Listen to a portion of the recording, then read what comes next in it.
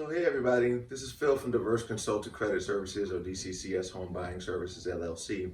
And today we're going to talk a little bit about being upside down or flip in your vehicle and trading out of the vehicle.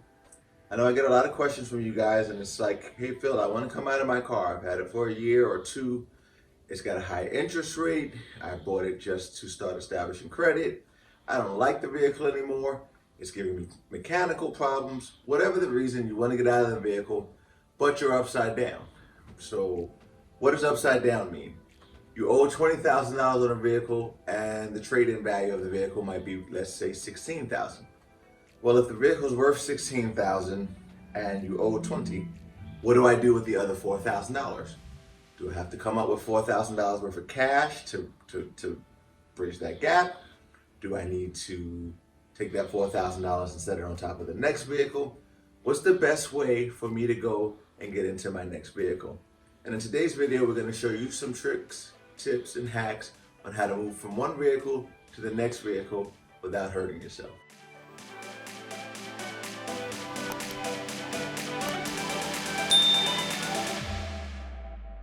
There are several options that you have when you're upside down in the car, and all of those options depend on the reason why you're upside down in the vehicle. Now, are you upside down in the vehicle because you didn't put down money when you purchased the vehicle? So I don't know if most of you know, you buy a vehicle, it doesn't matter whether it's new, pre-owned. As soon as you drive the vehicle off the lot, the vehicle has depreciated. In the case of a new vehicle, when you buy a new vehicle, it depreciates 20% the moment you drive it off of the lot. So if you bought a vehicle that cost you $20,000, the moment you drive the tires off the lot, it's now worth $16,000 because you've lost 20%. You lose 20%, now it depends on how you purchased the vehicle. Did you do a no money down, meaning you bought the car for $20,000, you put all the taxes in, you put all the motor vehicles, you put all the other fees, so now you've wound up financing $24,000, $25,000. Now the car's worth $16,000, you're automatically upside down $8,000.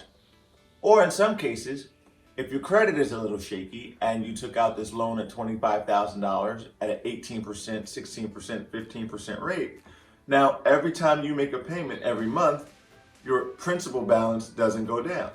So you continue to owe $25,000 on a vehicle while the vehicle depreciation goes down faster than the payments that you're making.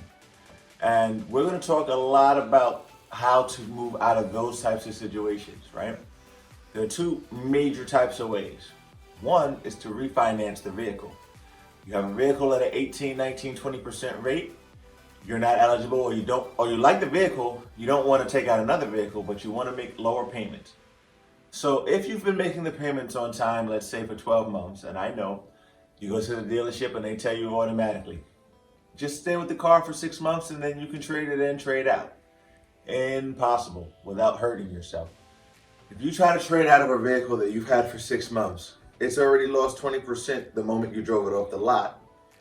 You already owe way more on the vehicle than the vehicle is going to be worth if you try to bring it back in 6 months. So for those people, my strongest suggestion, make 12 one-time payments so that the next bank can see that you're paying on time. And of course, make sure you're paying everything else on time, any credit cards, any other loans, things like that. Because we want to make sure that we paint a better picture for the next bank so that they feel more comfortable lending us at a way lower rate and saving us money on interest monthly. You've had the car now for 1 year, 2 years, and you've decided the car's really not working for me. And for whatever the reasons, we discussed some of the reasons earlier that people want to come out of the vehicle. So now what do? You don't want to refinance, you need to get rid of the vehicle completely. Well, one of the greatest ways to get out of an older vehicle that has problems, issues, higher interest rate, or that you're upside down in, right? We want to keep those terms in mind, upside down or flip. Both of those terms in the car industry mean you owe more on the vehicle than the vehicle itself appraises for or is worth. Again, you owe $20,000, the car's worth $16,000. That makes you upside down or flip by $4,000. So now you want to get rid of the vehicle. How do we do that? The best way to do that is to find a new vehicle that has big incentives or rebates.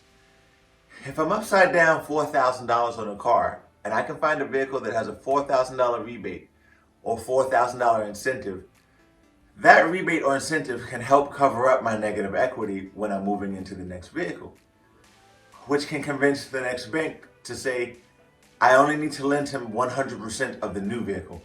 I don't have to lend him 110%, 120%. And of course, we want to be able to, at this point, put down some money, right? We want to, in this case, pay at least the taxes and DMV fees, as this is going to also help ease the amount that we borrow. The less amount that we need to borrow from the bank, the easier they are going to be and more liberal they're going to be with lending us at a better rate and helping us to come out of the previous vehicle. Most of the times, we don't want or need the other bank to know that we're coming out of another vehicle unless they intentionally stipulate that you have to trade in the vehicle. But if we have to trade out the vehicle and the bank knows about the first vehicle that we have to make sure the bank doesn't know about negative equity. Banks don't want to take your negative equity over to the car they're about to lend you money for because it's a higher risk and it's a bigger danger for them. So if you're trading in your car and we can make them feel like you're trading it in and you're getting all the money that the car that you owe is what you're getting for the trade-in, the bank is going to feel better about lending you on the next vehicle. And that's why we have to do something called structure. When we do an auto loan for our clients, we put the deal together with structure instead of just submitting it to the bank and saying, hey bank, I want this car. Without structure or without putting the deal together properly like we do at DCCS buying services and credit services, this is why our rate and ratio of getting you approved and put into your car is higher than most people just going to the bank and saying, hey bank, give me a car. It requires structure. And some of the things that we talked about are what we use as far as the structure, right? We use the incentive, we use the rebate, we find out all the details that can help assist you, and we put that deal together with structure to the bank and make it make sense. As long as something makes sense to the bank, they should be willing to lend you and lend you at a proper rate. But we can't just submit to a bank and say, hi bank, I owe $20,000 on my current car. It's worth $14,000 or $15,000. And this is why a lot of you guys out there might experience that, oh, I tried to swap out of my car, but I can't do it. So we're pretty good at doing that. We want to be able to help you and assist you to do that. I know there's a lot of people out there right now, like I said, you got into a deal, it was a little bit rough, but you had to establish some credit. You needed to go back and forth to work or to school. You needed a vehicle for whatever the reason, and you had to take out a loan. You may have had past credit issues.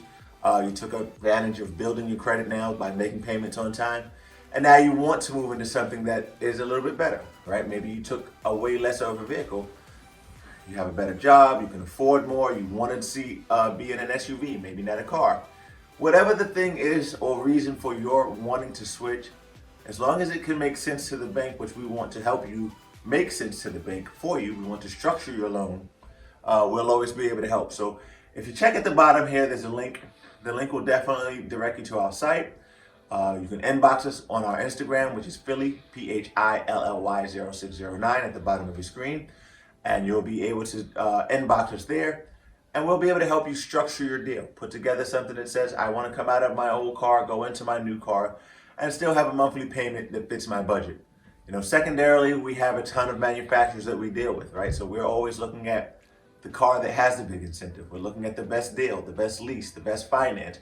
And that way we're able to provide you with many different options, many different cars, and put you in something that you like, that you love, that you want to be in, and make it as comfortable as you need it to be budget every single month. So again, check out the link on the bottom. Philly 0609 is our IG. And we're always happy to make these videos to help you understand a little bit more about your financing and purchase needs. Thanks again and have a wonderful, wonderful day.